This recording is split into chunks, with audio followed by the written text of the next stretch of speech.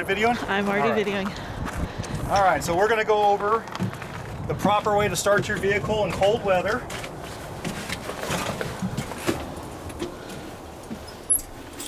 All right, first thing is go down and make sure all your switches are turned off. Master flasher is okay to have that one on, but make sure all your fan blowers are off, heaters, all that. Go ahead and insert the key. You're going to turn the key one click to the run position, and you're going to wait for the wait to start light, which is that squiggly line right there. Zone 1, channel. You must wait for it to fully go out. The second it goes out, crank the engine. You crank the engine until the engine is running. Don't just do little quick blips. Don't do short cranks. Crank on it until it starts. Once the vehicle starts up, you go ahead and come over here and turn on your fast idle. Throttle on. Throttle on. You press down for accel and hold. And she'll come on up. And then you can go ahead and increase the throttle or the RPM a little bit. About 1100, 1200 RPM is good. All right, it's okay to have that voltmeter being pulled down once in a while. You'll see right now it's over 14 volts. Once that grid heater re-energizes, it'll pull those voltage down again, or the voltage. Now, letting the engine warm up, the best thing to do is don't turn on any heaters. Rule of thumb is generally when you're done with your pre-trip and after you leave board, when you get on a Franklin, then you can start incrementally turning on some heaters. It's okay to have your boost pump on right now at this point to help circulate the coolant throughout the bus. But when you turn on blower motors, it actually bleeds heat out of the system faster. So you want to wait until you get some heat into your temperature gauge right here where it says water. Basically, when you get on a Franklin, you start driving the bus. Another way to get the engine to warm up quicker is to keep your engine, your transmission in lower gears. You don't need to go ahead and stick it in drive, that's 5th gear, if you're going 35 miles an hour or even slower in a subdivision. Use the transmission. You cannot hurt this engine by over revving it. It's limited, it's got a governor on it. You can be doing 60 miles an hour and drop this thing in 1st gear and it will not downshift. You cannot over rev or hurt the engine. So use the lower gears. If you're going to be going down, say, Fairview at 35 miles an hour in traffic, drop it down as low as you can. Rev the engine up. These engines do better when they're worked harder. And other than that, think of anything else? Defrosting the windows effectively. If it's not a good idea to turn the heaters on, defrosting. Yeah, like the number one thing is you can get your defrost on, running that one first. Having these fans actually facing the windshield at an angle will help also start wicking the moisture off the glass. And you just use those as needed. But again, driver heater and defrost is the only ones you want to run until you get the engine up to at least 100 degrees. Anything else? Obviously, at a school or even parked here at the yard, don't have any accessories running that draw the battery down unless the engine is running. The battery is only on a bus or your car to help start the engine. The battery is not there to run all your accessories. That's what the alternator is for. So, engine off, all your blowers and heaters should be off. Your heated mirrors should be off. And those are the silent killers. Those pull quite a bit. You have 6 heated mirrors. So when they get in the evening, making sure that all of those accessories are off is going to make sure that the bus is going to start in the morning. It'll help the battery recover as they're coming back in. So generally, if you can, turn off your headlights when you come into the yard, unless it's dark. There's no reason to have your headlights on in the yard, really, until you leave. Headlights are a big draw. Blower motors are a big draw. The boost pump is a big draw. But yeah, just manage your switches and your electrical draw, and nothing should be on when the engine's off. So you talked briefly about sitting at a school staging. They're staging out 15-20 minutes. We'd like them to have the CB radio on, but what else should they have on, not have on?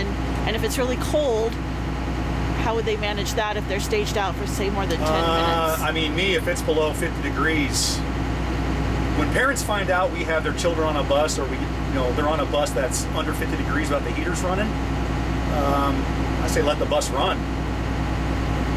Let it run to keep you warm, especially during the winter time. Okay.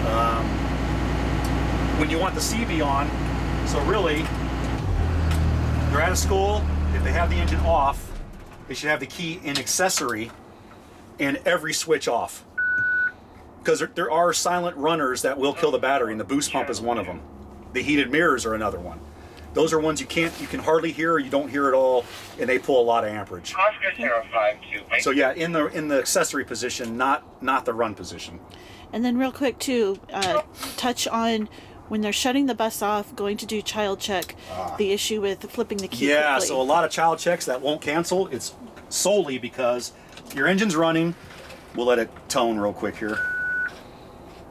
So you come up to a stop and you want to shut the bus off. That it went out, and it does show that it went through properly. All right. I would maybe have that.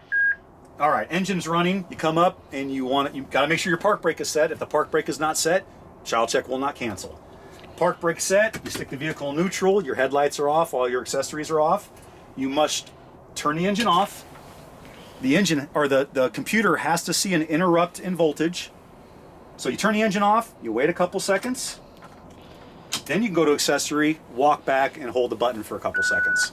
Okay. Drivers, you have, 45 seconds to a full minute before it'll start honking at you. So the problem we're seeing with child check is drivers that go like this in one fluid motion, from running straight to accessory. It doesn't see an interrupt in voltage, and the computer doesn't know you turn the bus off.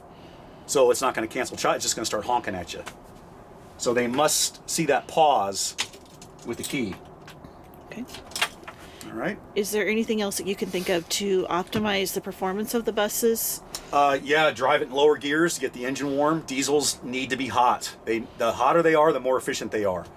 It'd be great if we get these things to run at 210, 220 degrees all day, but they're overcooled. So other than that, yeah, downshift with the engine off. Again, don't run everything that kills the battery. The battery is only there to start the engine. It's not there to run all your accessories. And what happens to batteries when they When they're killed? when they're killed? So these batteries right now are running us about $400. They're 120-pound batteries, so changing them is not fun.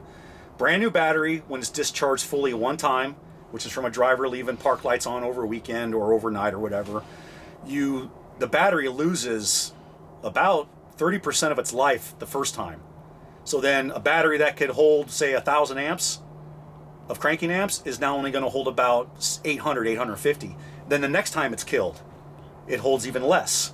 And it damages the battery when you fully discharge them. These batteries are starting batteries. They're not deep cycle batteries. They're not like marine batteries where they're made to run discharged. And then you and I had talked too about drivers who will flip the battery off to avoid the child check. Yeah. What does that do to the battery? So when you cycle the battery, it's the same thing as going up to your computer or your television and sitting there and unplugging it and plugging it back in multiple times. It shocks the computers on the bus, and there are multiple computers. There's an ABS module, there is a transmission module, there's an engine module, there's a body control module. The ones that have the Bendix Wingman, that's another module. You're basically taking those computers and you're electrically shocking them, and the damage that's happening is mostly to an ECM.